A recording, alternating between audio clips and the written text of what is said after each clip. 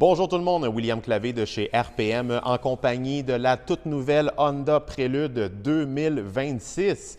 Êtes-vous aussi excité que moi? Moi, je trippe ben raide. Ayant grandi dans les années 90, début 2000, ben la Prélude, on s'en souvient, c'était un coupé sport assez iconique, assez important là, dans le domaine des sportives. Un véhicule qui a quand même duré très longtemps là, dans la gamme de Honda. Elle revient là, pour 2026. Alors, venez avec moi, on va faire le tour du véhicule et je vais vous parler de 5 choses importantes à savoir au sujet de ce nouveau coupé sport signé Honda. Donc, première chose à savoir sur la nouvelle Prélude, c'est que c'est un coupé. On n'a pas essayé de faire un VUS, on n'a pas essayé de faire une berline à 4 portes. Et c'est un vrai coupé sport avec une très belle ligne de toit, très profilée. Ce que j'aime de ce véhicule-là, c'est qu'elle est très aérodynamique, très glissant là, pour vraiment là, glisser dans l'air.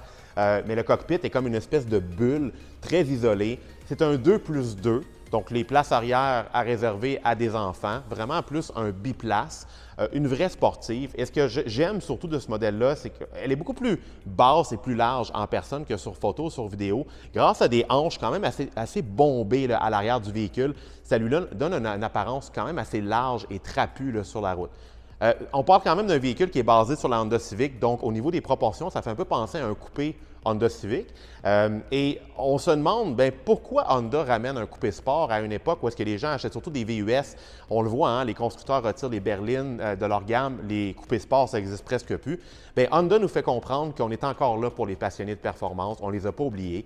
On veut vraiment commercialiser une véritable sportive et on ne cache pas le fait qu'on s'en prend directement à des modèles comme la Subaru BRZ, la Toyota GR86, la Mazda MX-5 Miata et même la Toyota Prius, parce qu'il s'agit ici d'une hybride. On va en reparler dans quelques minutes. Mais la Prius est rendue un peu plus sportive, hein, elle a une allure un peu plus coupée. Donc, on dit chez Honda, c'est un peu un véhicule qui va également s'en prendre à la Toyota Prius. La nouvelle Prélude est construite sur la même architecture que la Honda Civic et par le fait même la Honda Accord. On a également la même motorisation qu'une Civic hybride, un 2 litres hybride muni de 2 moteurs électriques, puissance de 200 chevaux et un couple de 232 livres-pieds. J'ai moi-même conduit cette motorisation-là dans la Civic hybride et j'ai été très impressionné. On se retrouve avec une Civic qui est plus rapide qu'une SI, mais qui a les bienfaits de la consommation d'essence d'une hybride. Donc, j'ai très hâte d'essayer ce véhicule-là avec cette motorisation aussi. Je ne suis pas inquiet au niveau des performances. Je suis pas mal certain que la Prélude va livrer la marchandise. Ce qui est important, par contre, de retenir, c'est qu'il y a beaucoup d'éléments à l'avant de ce véhicule-là qui sont tirés directement de la Civic Type R. D'ailleurs, les freins, les disques et les étriers viennent directement de la Type R. Ce sont des étriers de marque Brembo.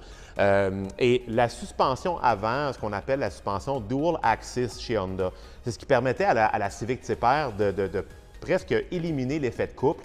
On parlait quand même d'un bolide de 300 chevaux là, sur les roues avant. Et une Civic Type R, quand on accélère, le volant ne bouge presque pas. Et c'est grâce à cette technologie-là, on l'a apporté du côté de la Prélude. Donc, on a vraiment des éléments de suspension qui viennent d'une voiture beaucoup plus performante que la Civic ordinaire. Les amortisseurs, les ressorts viennent également de la Civic Type R. On a également une calibration de suspension qui est inspirée de ce véhicule-là, mais on a décidé de pencher un peu plus vers un véhicule GT, un véhicule de grand tourisme. J'ai posé la question à Honda, est-ce qu'on parle d'une suspension semblable à, par exemple, une Integra Type S? Parce qu'on sait qu'une Integra Type S est un peu plus mou qu'une Civic Type R. On m'a répondu que la calibration de suspension de ce véhicule-là est unique à la Prélude. Donc, on n'aura vraiment pas la même dynamique de conduite d'une Type R ni d'une Integra. On veut vraiment là, offrir un confort et un dynamisme qui se rapproche du grand tourisme. Malgré le fait qu'il s'agit d'un coupé 2+2, la Prélude est tout de même équipée d'un haillon, ce qui lui permet d'avoir un espace de chargement assez raisonnable pour sa vocation. Et ce que j'aime surtout, c'est la forme, la manière que le haillon a été intégré au niveau du style du véhicule. On l'ouvre ici et si vous approchez, on va remarquer qu'on a quand même un espace de chargement assez profond, surtout si on rabaisse les sièges arrière. Il ne faut pas oublier que ces sièges-là, c'est vraiment plus pour dépanner. Hein? C'est vraiment un 2+2. On le voit, hein, les sièges avant sont très sportifs, sont blancs, et à l'arrière, on a mis des petites banquettes noires vraiment juste pour dépanner. Mais c'est un coffre qui est quand même, somme toute, profond. On n'a pas de pneus de secours, malheureusement. C'est un peu la mode là, ces temps-ci avec les nouveaux véhicules. Par contre, ça permet d'aller chercher plus d'espace dans le plancher du coffre du véhicule. Donc, ça, c'est un des bienfaits d'avoir un véhicule à traction, c'est qu'on libère l'espace à l'arrière et ça permet d'avoir plus un côté plus pratique dans la vie au quotidien. À bord de la nouvelle Prélude, on remarque beaucoup de familiarité avec les autres produits Honda, comme la Civic, parce qu'évidemment, il s'agit d'un véhicule qui est basé sur la Civic. On a une planche de bord qui ressemble à sa cousine, mais avec quelques éléments là, qui sont vraiment uniques à la Prélude, comme une espèce de texture en velours sur la planche de bord que j'aime beaucoup. Ça donne au véhicule un aspect un peu plus luxueux, un peu plus haut de gamme.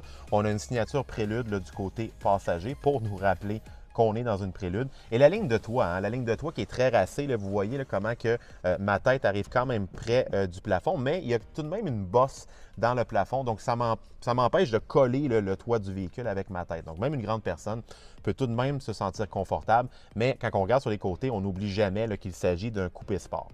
Il y a un détail, par contre, que j'adore de cette voiture-là, c'est les sièges. Premièrement, ils sont de toute beauté, uniques à la Prélude, mais ils ne sont pas tout à fait pareils. Le siège conducteur n'est pas tout à fait pareil que le siège passager.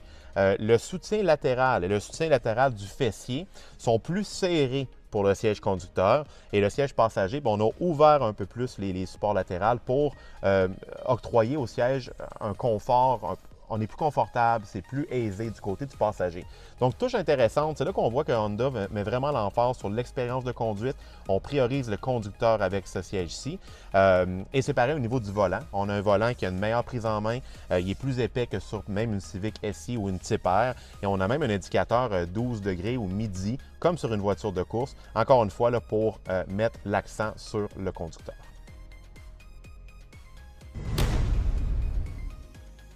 La Prélude est équipée d'une transmission que Honda appelle eCVT. Ce n'est pas tout à fait une CVT. C'est en fait un moteur électrique qui s'occupe de créer des faux rapports. Et sur le sujet de faux rapports, je porte votre attention au bouton ici, le bouton S+. Ça va permettre à la Prélude de vraiment donner l'impression qu'elle est équipée d'une boîte de vitesse manuelle. Un peu comme ce qu'on retrouve du côté de la Hyundai Ioniq 5N. Je ne l'ai pas encore conduit. J'aurai la chance de la conduire, la Prélude, au Japon sur un circuit de course à la fin du mois d'octobre. J'ai très hâte. Et j'ai hâte de voir ce que ça va donner, ça. On dit qu'on a même intégré des faux sons de moteur, comme la Hyundai Ioniq 5N. On a des faux rapports. On parle de 6 rapports, donc comme une vraie sportive. On a 6 rapports. Et on va les manipuler via les palettes ici au volant. Alors ça, j'ai très hâte d'essayer ça parce que, bon, Honda n'aime pas qu'on l'appelle une CVT, mais bon, ça reste en quelque sorte une CVT, mais qui va simuler les rapports de vitesse et qui va même créer des sons ambiants dans l'habitacle. Alors j'ai très hâte d'essayer ça. J'ai très hâte d'essayer la nouvelle Prélude. Je ferai partie des heureux chanceux qui ira la conduire au Japon à la fin du mois d'octobre sur un circuit de course. Et j'ai très hâte de vous livrer mes impressions de conduite. C'est un véhicule qu'on attend pour l'année modèle 2026. Il n'y a pas encore de prix. Par contre, on nous parle d'une échelle de prix qui va être entre une Civic Aion et une Civic Type R, quelque part un peu comme une Honda Accord. On a très hâte de voir là, à quoi ça va ressembler lorsqu'elle va arriver sur les routes du Québec.